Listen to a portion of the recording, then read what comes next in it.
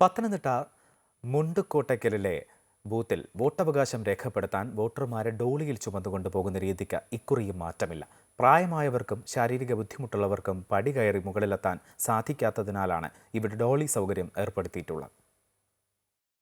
Pathanamthitta Mundukottakkal Sreenarayana ശതവത്സര memorial സ്കൂളിലുള്ള ബൂത്തിലെത്തി vote ചെയ്യണമെങ്കിൽ കുത്തനെയുള്ള 44 പടികൾ കയറുക തന്നെ വേണം.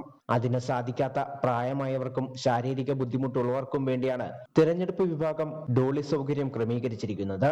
3 വോട്ടെടുപ്പ് കേന്ദ്രങ്ങളുള്ള ഇവിടെ ആകെ 2879 വോട്ടർമാരാണുള്ളത്.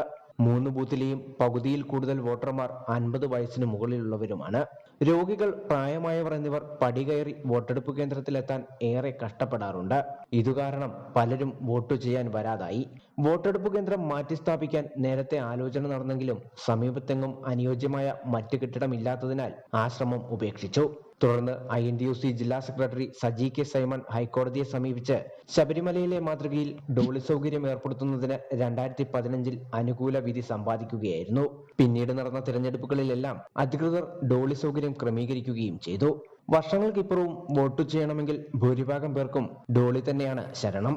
പടി കയറാൻ തീരെ താല്പര്യമില്ലെങ്കിലും ഡോളിയിൽ കയറാൻ പറ്റാത്ത മറ്റു വോട്ടർമാരെല്ലാം തങ്ങളുടെ വിലപ്പെട്ട വോട്ടവകാശം പാഴാകാതിരിക്കാൻ ബൂത്തിലേക്ക് പടികൾ കയറി തന്നെ ചെല്ലുന്നുണ്ട്. അമൃത ന്യൂസ്, പത്തനംതിട്ട.